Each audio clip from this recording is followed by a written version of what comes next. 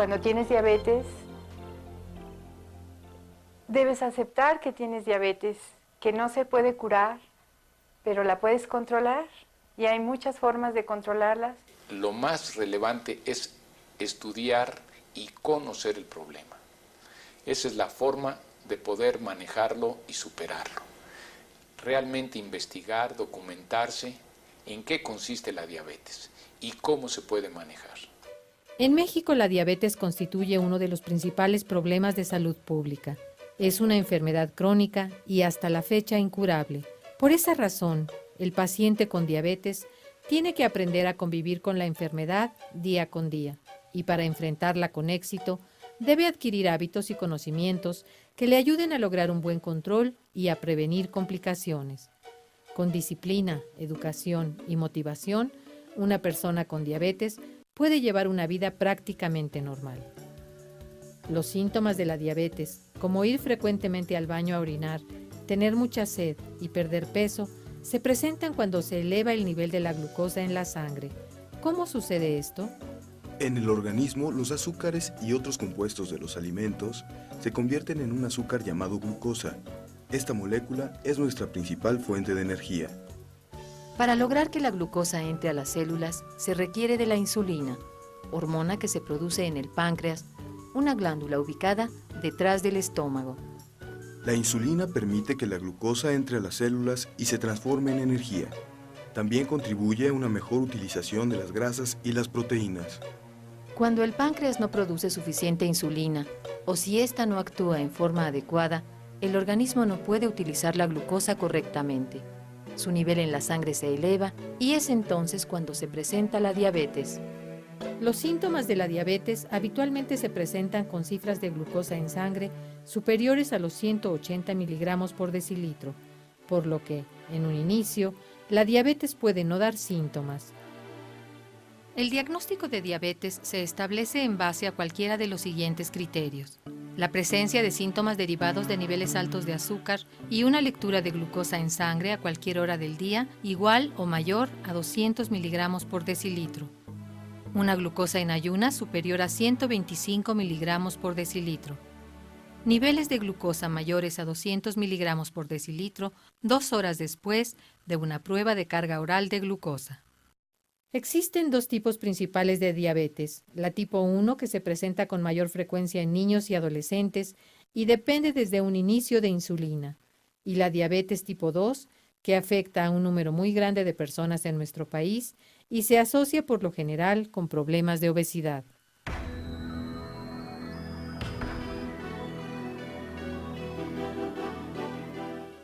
La diabetes tipo 2 es la más común en nuestro país. Se presenta en un 98% de los casos y por lo general se desarrolla en personas mayores de 30 años. En primer lugar, había engordado demasiado. Estaba muy gorda, empecé a sentir mucha sed, ganas de orinar, mucho cansancio, decaimiento.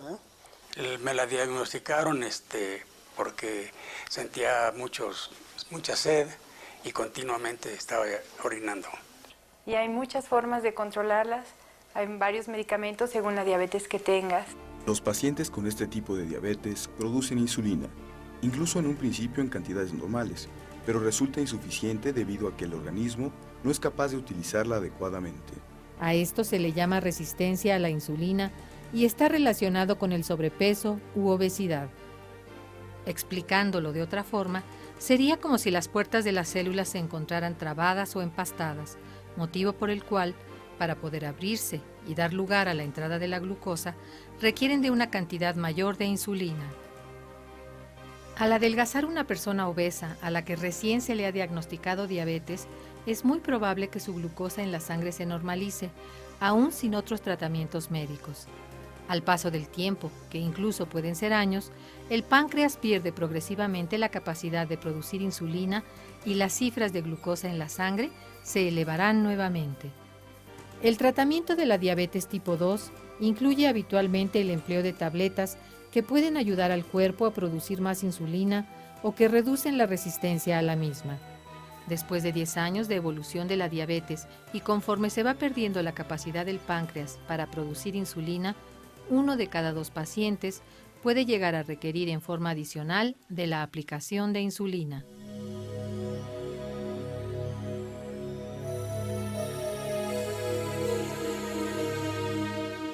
El dramático incremento en la prevalencia de sobrepeso y obesidad en niños y adolescentes de todo el mundo ha ocasionado que el diagnóstico de diabetes tipo 2 en este grupo de edad sea cada vez más frecuente. Esto, particularmente en un país como el nuestro, donde hay una carga genética muy fuerte para diabetes tipo 2 y no es raro que se puedan tener antecedentes familiares de diabetes tanto por rama paterna como materna. Los criterios diagnósticos de diabetes son similares a los de población adulta. En México, 1 de cada 2 adolescentes con diabetes tienen este tipo de diabetes.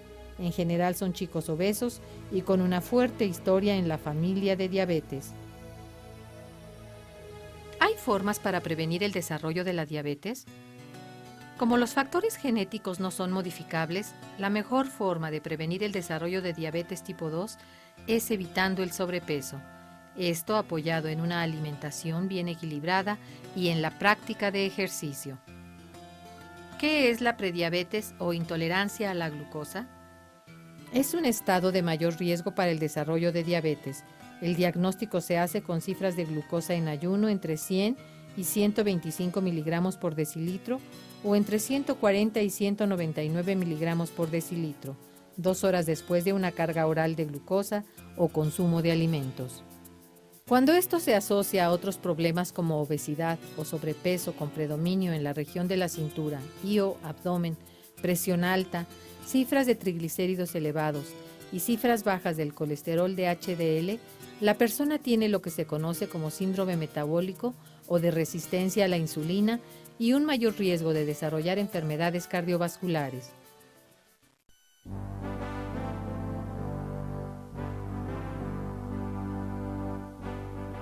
La diabetes gestacional corresponde normalmente a las fases tempranas de la diabetes tipo 2 que se diagnostica durante el embarazo. Durante este estado, el organismo requiere de mayores cantidades de insulina y por eso se desenmascaran problemas en el manejo de los azúcares en personas con predisposición a la diabetes. Un diagnóstico temprano con la prueba oral de glucosa al iniciar el 6º o 7º mes de embarazo evita complicaciones a la madre y al bebé. En casi todas las mujeres, al término del embarazo, las cifras de glucosa en sangre se normalizan. Sin embargo, con el transcurso del tiempo, el riesgo de desarrollar diabetes es muy alto.